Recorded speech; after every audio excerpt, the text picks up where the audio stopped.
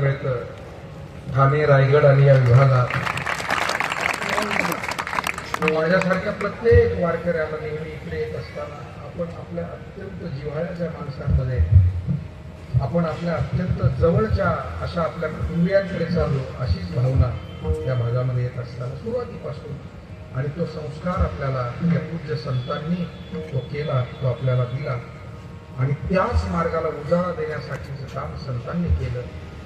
आणि म्हणून झाडू संतांचे मार्ग आडराणी भरले जग उच्चिष्टाचा भाग शेष उरला तो सेवू. महाराज म्हणतात जग हे चुकीच्या वाटेनं जाऊ नये आणि म्हणून संत वचनांचा आम्ही आधार घेतला आणि ती संतांची वचनं हेच उच्चिष्ट. तुका म्हणे शेष अनादर नको हातात ठेवून पडायला नको ते. तुका म्हणे शेष सेवीन किंवा घेईन आवडी आणि वचनन मोडी बोलिले आणि म्हणून शेष उरला तो सेवू. इथे तोच शेष शब्द या अभंगामध्ये अर्थात संतांच्या द्वारा दिलं गेलेलं तत्वज्ञान ते आम्ही सेवन करू, ते आम्ही ग्रहण करू. त्याचं कारण असं आहे जगामध्ये दिवसेंदिवस ज्ञान एका बाजूला वाढत चाललंय. आपण नॉलेज म्हणतो ज्ञान. ज्ञानाचं रूपांतर माणसाच्या जीवनाच्या समाधान व्यवस्थेमध्ये झालं पाहिजे, सुखामध्ये झालं पाहिजे. तसं होताना दिसत नाही. एका बाजूला विद्यालय महाविद्यालय तंत्रज्ञान शोध संशोधन सगळंच वाढत आहे पण त्या ज्ञानाचं रूपांतर सुख समाधान आनंदात व्हायला पाहिजे, सद्गुणांमध्ये व्हायला पाहिजे. तसं होताना दिसत नाही. याचा अर्थ ज्ञान या विषयाचं सखोल चिंतन एकदाच केलं पाहिजे.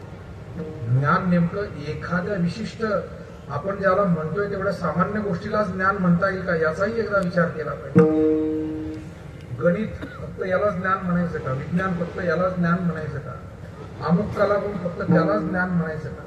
मला असं वाटतं ज्ञान म्हणजे जेने अंतःकरण बोधले संकल्पाने ही मौलींची व्याख्या आपल्याला पुढे ठेवावी लागेल. ज्याला अंतःकरणाची तृप्ती होईल असा बोध प्राप्त होईल की जीवनामध्ये काही चुकीचा संकल्पच स्मरणार नाही, चुकीचा संकल्प सुद्धा येणार नाही. मग चुकीचं काम कसं माणूस करेल ते खरं ज्ञान असेल.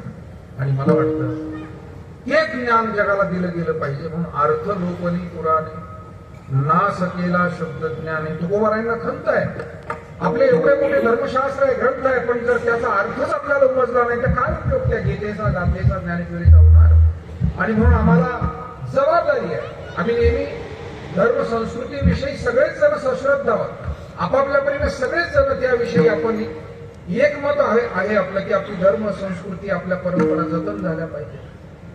पण कशाने होते फक्त डीजे लावून मिरवणुका काढल्यानं धर्म जिवंत राहील काय. हा खरं म्हणजे चिंतनाचा विषय. ते करू नये असं माझं मत नाही. उत्सव साजरे करा पण तेही पारंपरिक पद्धतीने अधिकाधिक करण्यावर भर आपला असावा.